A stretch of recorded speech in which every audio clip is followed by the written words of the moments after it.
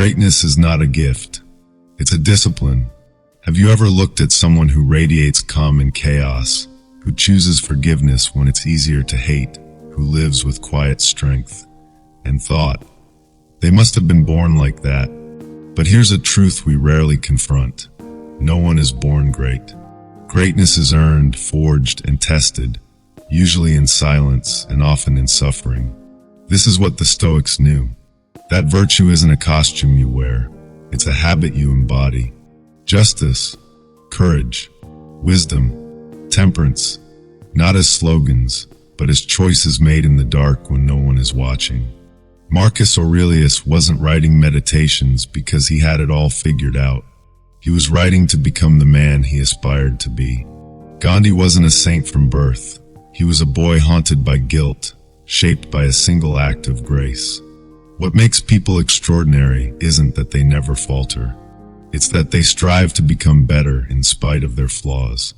It's the discipline to get up, to face yourself, and to do the right thing, especially when it's the hard thing. In this video, you'll hear 13 real stories, 10 human moments that will shake you, humble you, and perhaps even change the way you see virtue, leadership, and what it really means to live with character. Stay with me until the end, because the final story might just reframe the way you see failure forever. 1. Gandhi. Forgiveness is a mirror of our humanity. When was the last time you were so ashamed of something you couldn't even look yourself in the mirror? Gandhi was just a boy when he stole money from his brother. It wasn't a grand crime, but it shattered him from within. Overwhelmed by guilt, he wrote a letter to his father, every word soaked in remorse, each sentence a self-inflicted wound. His father, frail and nearing death, read the confession in silence. Then something remarkable happened. He tore the letter apart. No lecture, no punishment, just silence and forgiveness. That moment broke something in Gandhi. Not his dignity, but his illusion that we must be perfect to be worthy of love. For the rest of his life, he would wrestle with guilt and moral failure. But that act of grace, of justice delivered not through judgment but compassion, became a compass for him. Gandhi would later say, "I am not a saint trying to be a politician. I am a politician trying to be a saint." This distinction matters. It reminds us, virtue is not inherited. It is pursued. We are not born good. We become good through choices made, wounds endured, and forgiveness received. Marcus Aurelius echoed this same truth in his meditations. He did not write because he was perfect. He wrote because he was trying to become. Self-reflection is not self-glorification. It is a form of moral training. And that leads us to the next story, the most misunderstood philosopher king in history. A man often placed on a pedestal, yet who spent every day humbling himself through ink and introspection. Let's look deeper into the real Marcus Aurelius. 2. Marcus Aurelius, the philosopher who trained in the dark.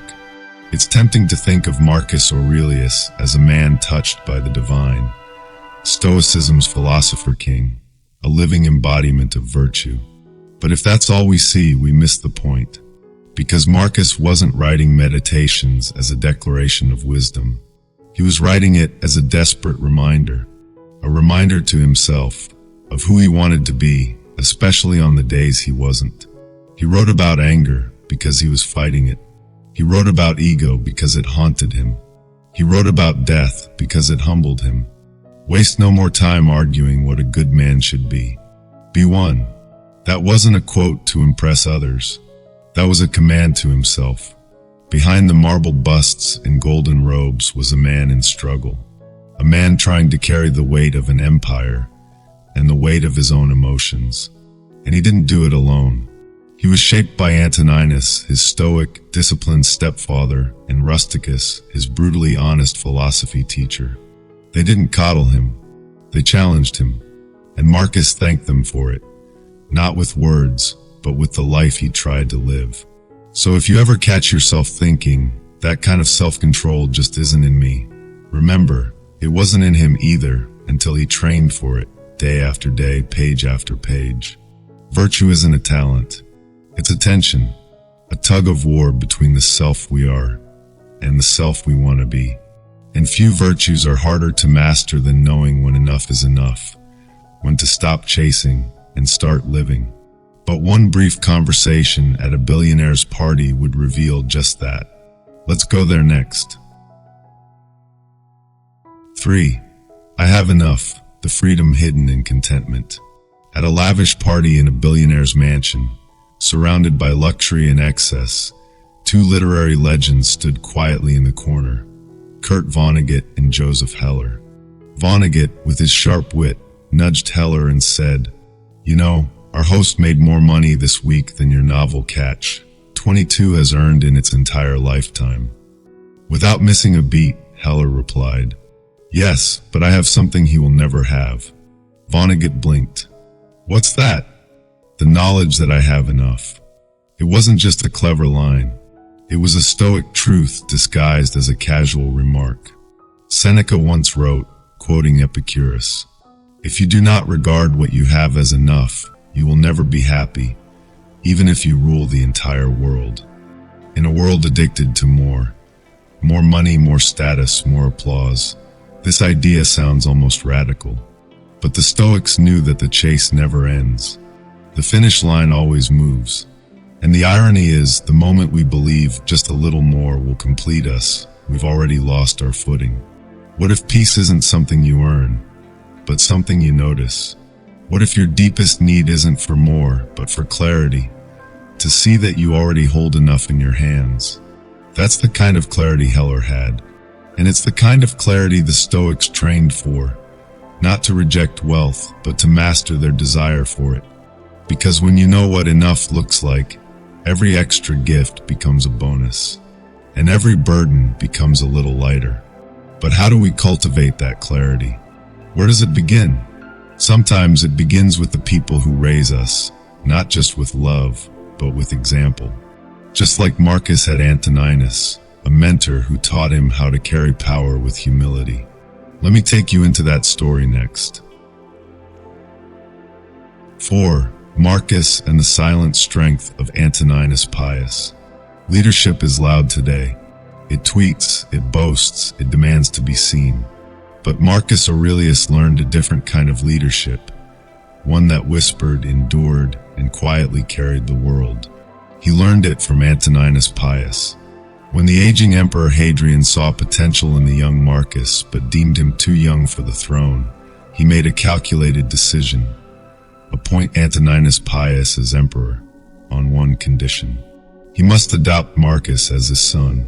Most men, granted power like that, would guard it, hoard it, fear the rising star next to them. But Antoninus didn't just raise Marcus. He mentored him. He modeled restraint, duty, patience, humility. Every trait the Stoics revered, not just in thought, but in action. And Marcus noticed. So much so that the opening pages of Meditations are not filled with self-praise, but with a 2-page letter of gratitude to Antoninus. Asterisk, I learned from him, Marcus wrote, gentleness, unwavering adherence to decisions once made, a sense of responsibility over appearances, a deep respect for others, and the habit of asking for help when needed. Antoninus didn't need to dominate the room. He was the room. His life was his teaching. No grand speeches. No cult of personality. Just action aligned with values. And in a world intoxicated by charisma, he chose character. Because real power doesn't need to scream. It simply does what needs to be done.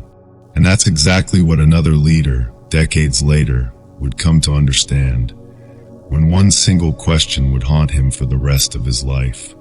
Did you always do your best? Let's step into the story of Jimmy Carter. 5. Jimmy Carter, the question that haunts the honest. We all like to think we're doing our best. But what if someone looked you in the eye and simply asked, "Did you really?" In 1946, a young Jimmy Carter sat across from Admiral Hyman Rickover, the gatekeeper of America's nuclear submarine program. It was the most competitive interview of his life. They talked about physics, literature, history. Carter, confident in his Naval Academy ranking, began to relax. Then came the final question. How did you rank in your class? Well, sir, I graduated 59th out of 820. Rickover nodded, silent, then leaned in. But, did you always do your best? Carter, stunned, instinctively said yes. But then, as the silence stretched, his mind wandered, remembering the nights he slacked off, the drills he skipped, the corners he cut. And then he admitted the truth. No, I didn't always do my best. Rickover stood up, looked down at him, and asked, "Why not?" And then he left. That question haunted Jimmy Carter for the rest of his life. It became the title of his campaign memoir. Why not the best? But more than that, it became a code he lived by. Because that's the thing about honest people. They aren't obsessed with their reputation. They're haunted by the gap between what they did and what they could have done. It's not about perfection. It's about refusing to quit on your principles, even when the results don't come quickly. As Stoics would say, you may not control success, but you do control effort. And there is immense dignity in showing up fully, especially when no one is watching. But sometimes the hardest commitment isn't to your goals, it's to your word. To promises made, not just to others, but to yourself. And no one lived that kind of disciplined integrity more fiercely than Diane Prima. Let's explore her story next. 6. Diane Prima, the discipline of keeping your word. It was one of those wild, legendary nights in San Francisco, the kind of party people write poems about. Jazz spilled through open windows. Cigarette smoke curled around revolutionaries. The Beat Generation was in full swing. And somewhere in the crowd stood Diane Prima, young, brilliant, burning with the fire of art. She was one of them. Almost. Around 10 p.m., she began to leave. "I have to go," she told Jack Kerouac. "My babysitter's waiting." Kerouac scoffed. "If you can't forget about the babysitter, you'll never make it as a writer." It was the kind of test masked as advice. Give up something good, like your integrity, to chase something great. And for a moment, maybe she wavered. But then she did the thing few would dare at that age. She kept her word. She left the party. She relieved the babysitter. She honored a commitment no one else would have judged her for breaking. Why? Because to Prima, it wasn't just about showing up for someone else. It was about proving to herself that her word meant something. You see, the Stoics believed justice wasn't just about courts or contracts. It was about the invisible threads that hold character together. If you say you will, then do. That's what Marcus Aurelius meant when he said, "If it is not right, do not do it. If it is not true, do not say it." Discipline, integrity, and justice aren't separate virtues. They intersect in the daily decisions. Do I follow through or do I flake? Do I do what's easy or what's right? Because the way we treat small promises reveals everything about who we are. And sometimes upholding a promise requires enduring pain. Not metaphorical pain, but real physical suffering. And one woman proved her strength not by words, but by blood. Her name was Porcia. Let's go there next. 7. Porcia, the pain you endure for trust. In history, we often remember the names of men who held the knife, but forget the women who gave them the courage to carry it. Porcia, wife of Brutus, the man who would help assassinate Julius Caesar, is one of those forgotten names. Her husband was torn, haunted by doubt. He knew what he believed was right, but couldn't bring himself to act. And he couldn't tell Porcia why. He feared she'd betray his secret under torture. Not because she was weak, but because the stakes were that high. So she made a decision. She stabbed herself in the leg. Not in madness. In demonstration. She bound the wound, endured the pain in silence, and then showed Brutus, "I can bear this. You can trust me." This wasn't theatrics.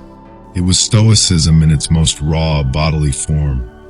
the courage to suffer for something greater than comfort. Porcia embodied the very virtue her husband was wrestling with. Courage not as bravado, but as commitment. And it raises a question. How far would you go? Not to prove your strength to others, but to show them they can rely on you. Because trust isn't built through speeches. It's built through scars. And Porcia wore hers with silence, dignity, and purpose. Today we love to speak of empowerment, but the Stoics taught, true power lies in what you choose to endure. Pain, doubt, fear, these aren't signs of failure. They are the entry fee for loyalty and virtue. And few men knew that cost more than Marcus Aurelius, especially during the darkest, most desperate years of his reign. Let's look now at how a true leader responds when everything around him is collapsing. 8. Marcus Aurelius, leading through collapse. What would you do if everything you were sworn to protect was falling apart? A plague swept through the Roman Empire, claiming lives faster than they could be buried. Floods ruined crops. Enemies marched toward the borders. Betrayal stirred from within. Rome was bleeding, physically, morally, financially. And Marcus Aurelius?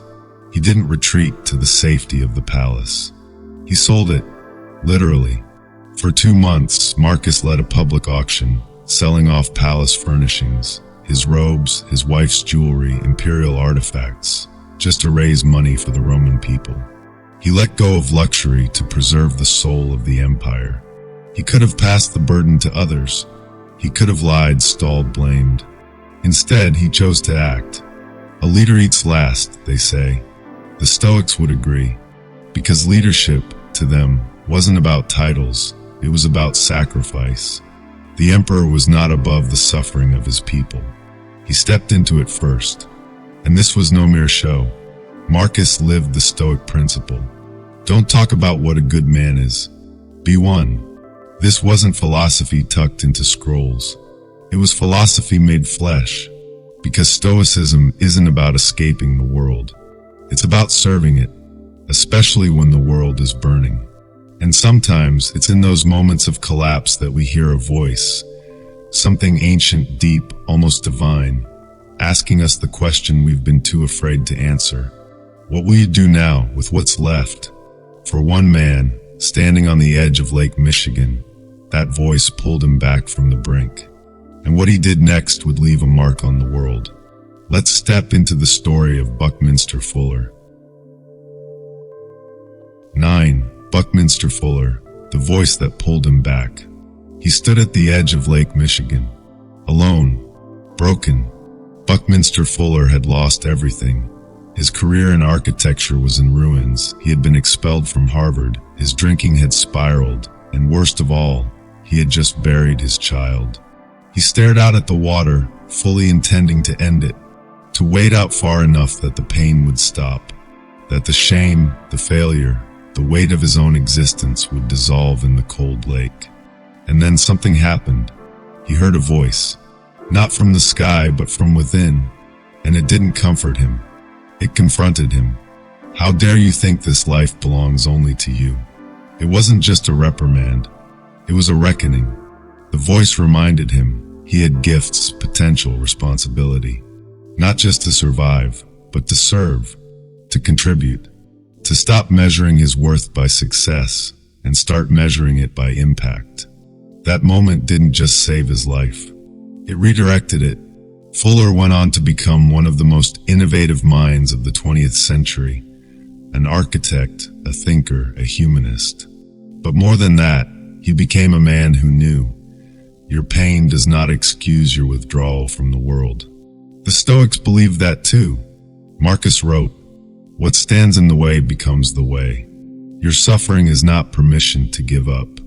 It's an invitation to dig deeper, to offer more, to rise, not because life is easy, but because it still needs you. And perhaps no one embodied this quiet, humble rise from the ashes better than a former general who once sold firewood by the side of the road. Let's hear the story of Ulysses S. Grant. 10. Ulysses S. Grant, Dignity in the Dirt. Not all falls make headlines. Some just leave you on the side of the road, selling firewood. That's where a young Ulysses S. Grant ended up. Once a promising graduate of West Point. Once a decorated soldier in the Mexican-American War. Now, a man in a faded coat, stacking logs, trying to feed his family. An old acquaintance passed by, stunned to see Grant in such a state. "Good God, Grant," he asked. "What are you doing here?" Grant looked up, calm, and replied, "I'm solving the problem of poverty. No excuses. No shame. Just clarity. The Stoics taught that your status does not define you. Your character does."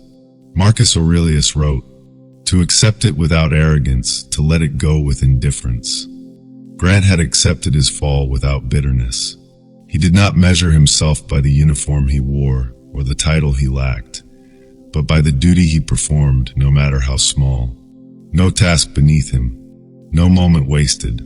It's almost absurd to think, a few years later, that same man would command the Union Army. A few years after that, President of the United States. But this is what the Stoics remind us. Where you are is not who you are. Dignity doesn't require a crown. It only requires you to keep your head up, especially when you're on your knees. And perhaps no story captures that better than the one that started it all. The founding of Stoicism itself, born not in glory, but in shipwreck. Let me take you there so we can explore together. 11. The hidden battle, doing your best when no one's watching. We often think of greatness as performance, something seen, applauded, recorded. But the Stoics knew the real battle happens off stage. It's in the moments no one will ever write about. When you drag yourself out of bed on a cold morning to keep a promise. When you stay kind while seething inside. When you resist the urge to quit. Not because anyone will know, but because you will. The modern world teaches us to optimize everything. Our time, our diet, our inbox. But what about our inner life? Doing your best isn't about being the best. It's about showing up with intention, even when you're tired, scared, or unsure. This is why the Stoics trained daily, not for applause, but for alignment, not for praise, but for peace. Marcus Aurelius wrote not to be remembered, but to remember himself. So the next time you wonder if the small effort matters, remind yourself, the person you are when no one is watching is the one you really are. And once you master that, you gain the rarest kind of strength, the kind that needs no witness. But what happens when life strips you of everything and offers you only pain? That's where Stoicism truly proves its worth. Let's look at what happens when destruction becomes a doorway. 12. The power of turning pain into purpose. Pain can feel like punishment, like proof that you failed, like a closed door. But what if pain isn't the end of the path, but the beginning of a new one? Every story you've heard so far shares a pattern. Fall, struggle, suffering, then clarity, renewal, transcendence. Why? Because pain cracks the shell. It exposes what's inside. And if we let it, it transforms us. The Stoics never said, avoid pain. They said, use it. Marcus Aurelius faced coups, disease, death. He didn't ask, why me? He asked, how can I respond to this well? Seneca wrote, a gem cannot be polished without friction, nor a man perfected without trials. You don't choose what wounds you, but you do choose what it becomes. A reason to close, or a reason to rise. This is the alchemy of Stoicism, turning suffering into strength, turning injustice into action, turning shipwrecks into voyages. And now, finally, we return to the story that started it all. The man whose entire philosophy was born from the sea swallowing everything he had. Let me tell you about Zeno. 13. Zeno. I made a prosperous voyage. He lost everything. Zeno was a wealthy merchant, respected, established, secure. Until one day, a storm shattered his ship, swallowed his fortune, and scattered his future across the sea. He washed ashore in Athens, empty-handed. But that shipwreck, which seemed like a death sentence, was in fact the beginning of everything. Wandering through the city, he stumbled into a bookstore. He began reading about Socrates. He found teachers. He asked questions. He listened. He learned. And slowly, through hardship, study, and stillness, he laid the foundations for what we now call Stoicism. Years later, reflecting on the disaster that changed everything, Zeno would say, "I made a prosperous voyage when I suffered a shipwreck." He didn't mean the storm wasn't painful. He meant the pain became purposeful. And this is the soul of Stoicism. You will face storms. You will lose things. People will disappoint you. You will disappoint yourself. But none of that defines you. What defines you is how you respond. When the ship sinks, do you drown with it? Or do you swim to something deeper? Stoicism isn't a life jacket, it's a mindset. It won't stop the waves, but it will teach you to stand in them. With calm, with courage, with clarity. You are not what happens to you. You are what you choose to become in response. So the next time you're in the middle of your own storm, remember Zeno, and ask yourself, what if this right here is the beginning of your prosperous voyage? If these stories moved you, it's because they reminded you of something you already know. That greatness isn't a gift, it's a decision. That virtue isn't a costume, it's a practice. That you are more than your mistakes, but only if you choose to be. The Stoics didn't give us easy answers. They gave us hard questions. Questions like, did you do your best? Do you really need more? Are you keeping your word to others and to yourself? You've just heard 13 stories of resilience, integrity, discipline, and justice. But this isn't the end of the journey. It's the beginning of yours. So pause, reflect, and ask yourself, which story was meant for you? Which truth hit hardest? And what will you do about it, starting today? If this video gave you something to think about, then give something back. Leave a comment with the story that changed you. Like it so it reaches someone else who needs it. Subscribe because each week we dive deeper into Stoic wisdom, making ancient truths feel urgent, practical, and deeply human. And if you're ready to make Stoicism part of your daily life, join our email community at dailystoic.com/email.